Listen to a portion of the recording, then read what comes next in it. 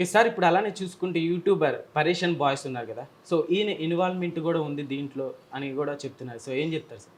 అంటే గత 3 నెలల క్రితం అంటే ఈ కంప్లెయింట్ కాపీ ఇవ్వడానికి కంప్లెయింట్ బాధితురాలు ఇవ్వడానికి ముందే హర్ష సాయి ఈ ఇమ్రాన్ని యూట్యూబర్ ఇమ్రాన్ని పరేషన్ బాయ్స్ ఓనర్ ఇమ్రాన్ని కలిసి ఇమ్రాన్ ద్వారా వీళ్ళని డీఫేమ్ చేయాలి సొసైటీలో అన్న ఉద్దేశంతో తనకి కొన్ని ఈ ఆడియోస్ ఏవైతే ఉన్నాయో వాటిని ముందుగా తన ప్లాన్డ్గా రికార్డ్ చేసుకొని ఎడిట్ చేసుకొని ఫ్యాబ్రికేట్ చేసినటువంటి ఆడియోస్ని ఇమ్రాన్కి ఇవ్వడం, ఇమ్రాన్ కొంతమంది సెలబ్రిటీస్కి వీటిని సర్క్యులేట్ చేయడం చేశాడు. కాబట్టి ఈ సంఘటనను కూడా బాధితురాలు కంప్లైంట్ కాపీలో విన్నవించడం జరిగింది పోలీస్ వారికి. ఓకే సార్, ఇప్పుడు అట్లని చూసుకుంటే ఈ సోషల్ మీడియా అయితే ఏదైతే ఉందో, సో ప్రతి ఒక్కరు సో బాధితురాలదే తప్పుగా భావిస్తున్నారు అనమాట. ఇప్పుడు మనం హర్ష సాయి చేసిన సేవలు కావచ్చు, సో వీటన్నిటికీ ఒక్కసారిగా బాధితురాలదే తప్పుగా చూస్తున్నారు. సో ఏం చెప్తారు?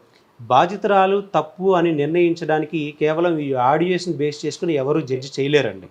అండ్ మీరు ఎవరైతే ఉన్నారో హర్ష సాయి హెచ్ఎంజి అనుకూల మీడియా, అతని నుంచి పెయిడ్ ప్యాకెట్స్ వెళ్ళిన మీడియా మాత్రమే, అతని నుంచి ఎస్ఎంఎం ప్యానల్స్ ద్వారా కామెంట్స్ పెట్టించుకునే మీడియా వాళ్ళు మాత్రమే సపోర్ట్ చేస్తూ ఉన్నారు. అది కూడా తను మనకి ఒక వీడియో ఒక యూట్యూబర్ పెట్టాడు, నా దగ్గరికి 25,000 50,000 ఇస్తాం, అతను మాకు అగెనిస్ట్గా అంటే బాధితురాలికి అగెనిస్ట్గా కంటెంట్ చేస్తే 50,000 ఇస్తా ఉన్నటువంటి మీడియా సంస్థలను అప్రోచ్ అయినట్టు మనకి ఇన్ఫర్మేషన్ వచ్చింది. ఆ యూట్యూబర్ ఆల్రెడీ వీడియో కూడా పెట్టాడు, మీరు కొనలేరు అని.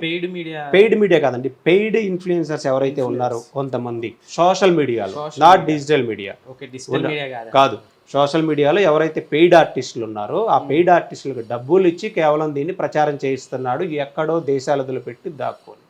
సో ఆ డబ్బులకు ఆశలు పడిన వాళ్ళు మాత్రమే ఇలా చేస్తూ ఉన్నారు. నిజంగా మీడియా సంస్థలు చాలా సపోర్ట్ చేస్తూ ఉన్నాయి బాధితురాలకు కూడా. బాధితురాలు అతనికి అగెనిస్ట్గా ఇప్పటి వరకు ఒక మాట మాట్లాడింది లేదు. తన దగ్గర ఉన్న ఆధారాలని పోలీసు వారికి సబ్మిట్ చేయడం జరిగింది.